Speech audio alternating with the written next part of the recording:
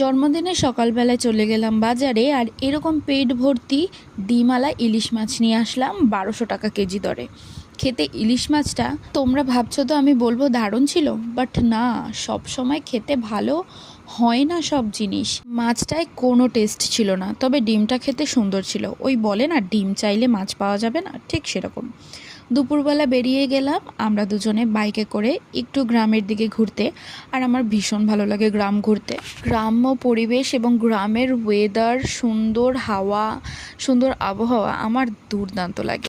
হঠাৎ যেতে যেতে দেখলাম একটা গাঁদা ফুলের বাগান, সেখানে দাঁড়িয়ে একটু ঢং মেরে নিচ্ছিলাম, এই আর কি।